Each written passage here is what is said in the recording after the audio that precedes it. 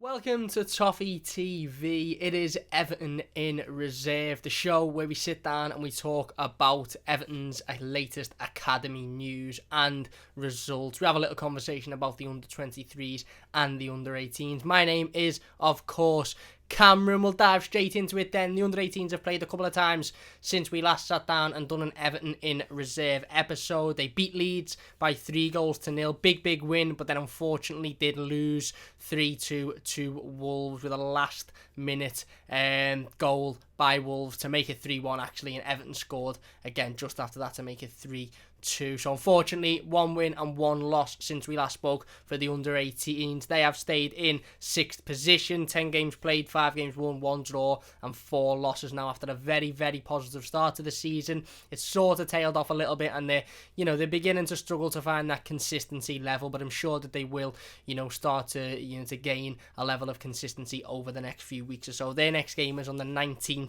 of December. They will play Burnley, 11 a.m. kickoff. Hopefully they get a better result against Burnley than the first team did last weekend. But let's get into these games and talk about them in a little bit more detail. Big 3-0 win against Leeds United. Firstly, Lewis Dobbin being the first on the score sheet in that game after 25 minutes. Sean McAllister soon made it 2-0 after 45, just before half-time. Fantastic time to score. And then Tom Cannon, who was on absolutely fantastic form, recently won Everton's Goal of the Month competition a couple of months ago with an absolute rocket. It was a fantastic volley. If you haven't seen it, it's on Everton's social medias. You can go and have a look at it. It's a brilliant hit. He made it 3-0 after 54 minutes and completely won the game for Everton's under-18. So a fantastic victory there against Leeds. Like I said, goals within 20 odd minutes of each other just to kill the game off. Something that Everton's first team for me should be looking at doing is going out there and continuing to put the pressure on, even when you score,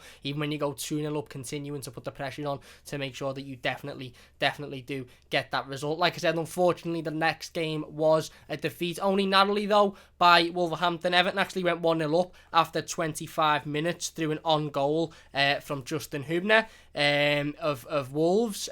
Big start for Everton Football Club. Like I said, going 1-0 up after 25 minutes. Wolves scored an own goal, but then Wolves sort of took the game by the scruff of the neck a bit and controlled it. It went to 1-1 after 53 minutes with Cameron Candola scoring. He then doubled his tally just 4 minutes later on the 57th minute to make it 2-1, and then Wolves made it 3-1, winning the game in the 90th minute with Ethan McLeod, who got the third. Everton did get another goal. Sean McAllister, who scored in the game against Leeds, he picked up one in the 91st minute to make it 3-2, but of course it wasn't enough for the under-18. So again, like I said, struggling to find that consistency level. Really good win against Leeds, and then a disappointing performance and result against Wolverhampton next time out to go 1-0 up, and then unfortunately Wolves sort of ran away with it a little bit.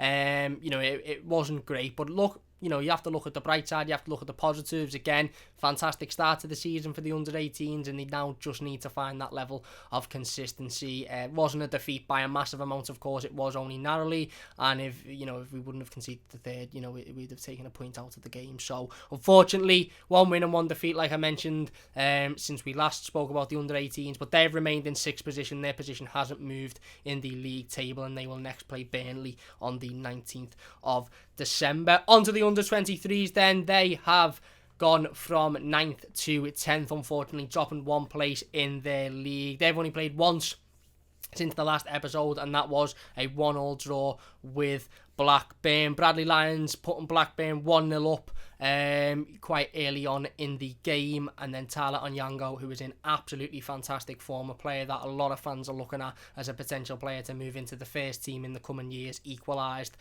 to make it 1-1, and that was how the game stayed. Onyango was actually booked after 8 minutes in that game as well, but did get the equaliser. They, like I said, they've moved from 10th to 9th, so they've moved up 1 position in the league, won 3, drawn 2, and lost 4. So again, still a little bit like the under-18s, and like the first team really. I suppose it runs throughout the football club, struggling to find that consistent level of performance. Obviously lost to Arsenal last time out, we spoke about that one bounce back with a point against Blackburn. They next play West Ham, at home. That is a 7 p.m. kickoff on the 14th of December, so next week. And then they have a big game. It's actually in January, but it's only a couple of games away, the 18th of January, which is the mini Merseyside derby against Liverpool. And it sounds mad to say they've got a big game in a couple of games, on the 18th of January, because when you look at the first team, we must play about 15 times before the 18th of January, but the under-23s only play 2 times before then. So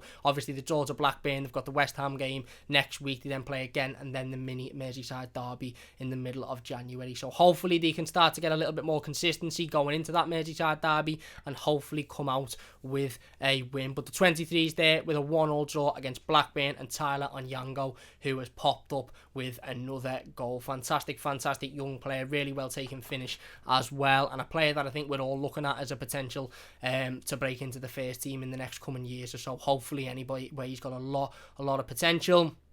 Recently moved up from the under-18, so it shows how well he's doing.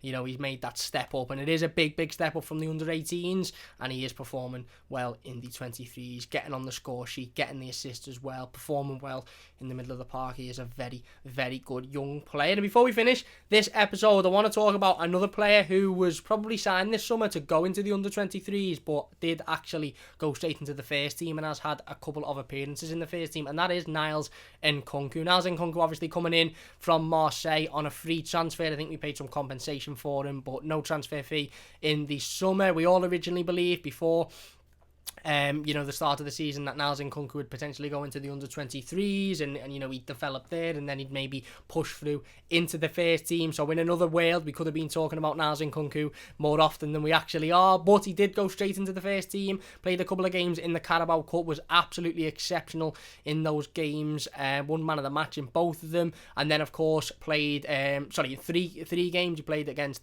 Fleetwood, Salford and West Ham, brilliant in all 3 of those games, certainly against the 2 lower league oppositions, and then of course played in the 1 Premier League game in which Luca Dean was suspended for. Didn't do unbelievably well in terms of getting forward because he didn't have that much freedom because we were pinned back for large parts of that game, but he wasn't awful defensively either, and he's a player that has been brought up an awful lot of times in the last couple of weeks or so, and certainly since Luca Dean's picked up his injury, because I think we all felt as a fan base that Niles Nkunku was the second choice left back, the left back that's going to come in when Luca Dean's injured. He's going to come in, he's going to play, he's going to be getting his opportunity, and obviously Carlo Ancelotti has made a decision that is not the case. Fabian Delph played left back against Burnley for all of 20 minutes before his hamstring decided to get back on the coach. You had Alex Iwobi playing there previously when, I think we can all agree Alex Iwobi isn't best suited on the left-hand side of the pitch in any position. And, it does beg the question as to what has Niles Nkunku got to do to break into this first team, because it would seem a shame for him to go drop down and play under-23s football now, because he's had that experience, he's had that chance to play in the first team, and he's done really well. But I honestly don't see the point in him just not being involved whatsoever, be it not playing under-23s football because he's, in and around the first team, but not really getting in the matchday squad.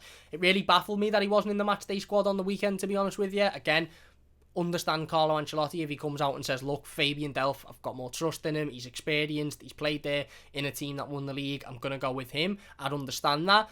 But you would think that Niles Nkunku would be in the 18 in some form to come off the bench in the inevitability that Fabian Delph picks up an injury, but obviously he wasn't, and Ben Godfrey had to shift over there. And don't get me wrong, Ben Godfrey done incredibly well, but don't really want to see Ben Godfrey playing left back because he's been brought in to be a centre half. So it begs the question as to what's going to happen with Niles Nkunku. And I feel like every time I talk about it, be it on the Mighty Blues or on here, or I'm sure Ped and Baz feel the same every time they talk about it, it's like you sort of, we're bringing it up because we desperately want it to happen. Same with Anthony Gordon a few weeks back, but it just seems like it's not going to happen. And again, like I said, I do have a level of understanding if Carlo doesn't want to start him in Premier League games. I really don't understand why he's not in the matchday squad. He should, for me, at least be in the 18. So, obviously there's big question marks around his future. There's big question marks around whether or not he'll be involved within the next coming weeks or so. For me, again, Fabian Delph's injury last week, obviously he won't be available now. Luca Dean's still going to be out for a sustained period of time. Don't really fancy Ben Godfrey playing there consistently, not because he's not good enough, just because he was brought in to develop into a centre-half. So I'd really, really like to see Niles Nkunku in there. I think he needs his opportunity. He's got a lot to prove. He's got a lot of potential. He's brilliant going forward, or at least he was in those Carabao Cup games, and I understand that, those Carabao Cup games were against lower league opposition, and he didn't do anything magical against West Ham, but ultimately you can't judge him off that. You can't say, oh, you were brilliant against lower league opposition, so we're not going to give you the go in the Premier League because we don't know how well you'll play in the Premier League. You have to give him that chance. You have to give him that opportunity, especially when you've got nobody else to come in and ultimately, to come in and fill that position. He's the only fit left back currently at Everton Football Club in and around the first team.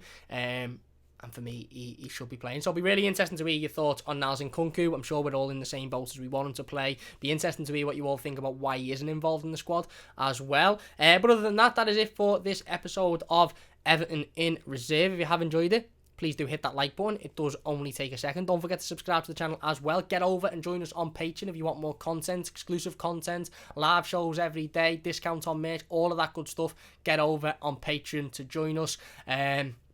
Like I said, subscribe to the channel, leave the video a like, get your thoughts in the comment section, and we'll get involved with as many of them as possible. If you want to check me out, The Mighty Blues on YouTube, Mighty Blues YT on Twitter, you can come and have a little look at us. Big thanks for watching. Once again, big thanks to Baz and Ped for allowing me to do these. Really, really do appreciate it, and we'll see you soon.